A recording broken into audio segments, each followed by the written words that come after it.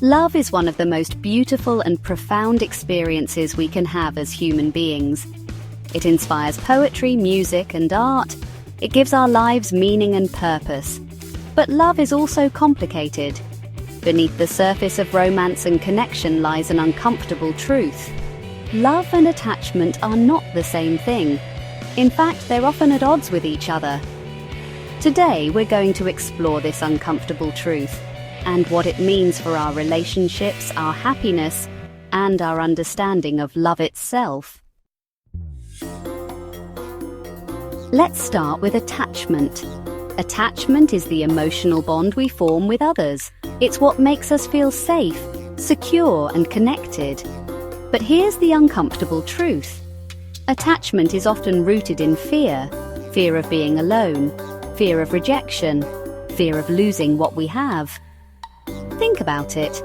How many times have you stayed in a relationship, romantic or otherwise, not because it made you happy, but because you were afraid of being alone? How many times have you held on to someone, even when the relationship was toxic, simply because you couldn't imagine life without them? That's attachment. And while it feels like love, it's not. Attachment is about holding on. Love, on the other hand, is about letting go. So what is true love? True love is selfless. It's about giving without expecting anything in return. It's about wanting the best for someone, even if it means letting them go. True love is freedom, not possession. But here's the uncomfortable truth. True love is rare. Most of what we call love is actually attachment. We confuse the two because they often look the same. We say, "I love you," but what we really mean is, "I need you." We say, "I can't live without you," but what we really mean is, "I'm afraid to be alone." This isn't to say that attachment is bad.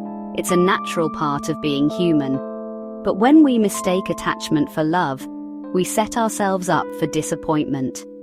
We expect our partners to fill our emotional voids, to make us feel whole, to give us the happiness we can't find within ourselves. And when they inevitably fail to meet these impossible expectations, we feel hurt, betrayed, and disillusioned. Another uncomfortable truth about love and attachment is the role of insecurity. Insecurity is the driving force behind attachment. It's what makes us cling to others, seek validation, and fear abandonment. Think about your own relationships. Have you ever felt jealous when your partner spent time with someone else? Have you ever worried that they might leave you for someone better? Have you ever tried to change yourself to fit their expectations? These are all signs of insecurity, and they have nothing to do with love. True love doesn't come from insecurity. It comes from security, from a deep sense of self-worth and inner peace. When you love yourself, you don't need someone else to complete you. You don't need them to validate your worth or fill your emptiness. You're already whole. And from that place of wholeness, you can love freely, without fear or expectation. One of the most uncomfortable truths about love and attachment is that love often requires letting go of control, letting go of expectations, and sometimes letting go of the person you love. This is especially true when it comes to romantic relationships. We often think that love means holding on to someone forever. But the truth is, love doesn't guarantee forever. People change, circumstances change, and sometimes the most loving thing you can do is let someone go. Not because you don't care, but because you care enough to want what's best for them, even if it's not you. Letting go is painful. It's one of the hardest things we'll ever do, but it's also one of the most liberating. When you let go of attachment, you make space for true love, not just for others, but for yourself. So, how do we move from attachment to love? The answer lies in self-love. Self-love is the foundation of all healthy relationships. It's what allows us to love others without losing ourselves. Self-love isn't about being selfish or narcissistic. It's about recognizing your own worth, honoring your needs, and treating yourself with kindness and compassion. When you love yourself, you don't need someone else to complete you. You're already enough. But self-love isn't easy. It requires us to confront our insecurities, heal our wounds, and let go of the belief that we need someone else to make us whole. It's a journey, one that takes time, effort, and courage.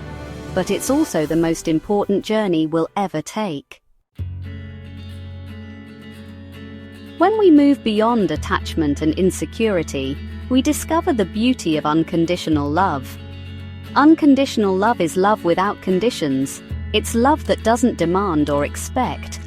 It's love that gives freely without fear or reservation. Unconditional love is rare, but it's not impossible.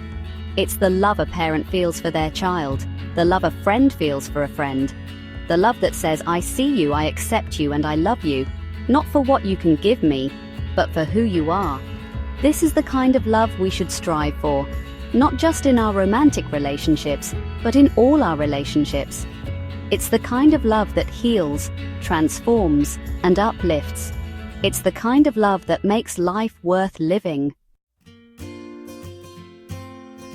The uncomfortable truth about love and attachment is that they're not the same thing. Attachment is rooted in fear and insecurity. Love is rooted in freedom and selflessness. Attachment is about holding on. Love is about letting go. This doesn't mean that attachment is bad or that we should avoid it altogether. Attachment is a natural part of being human.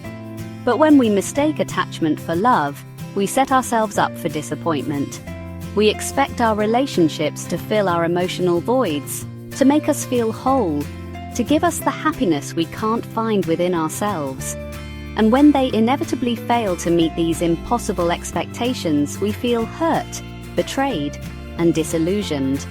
The key to healthy, fulfilling relationships is to move beyond attachment and embrace true love. This starts with self-love, with recognizing your own worth, honoring your needs, and treating yourself with kindness and compassion. When you love yourself, you don't need someone else to complete you. You're already enough. And from that place of wholeness, you can love freely, without fear or expectation. So the next time you find yourself clinging to someone or something, ask yourself, is this love or is it attachment? Am I holding on out of fear or am I letting go out of love? The answer might be uncomfortable, but it's also the first step toward a deeper, more meaningful understanding of love.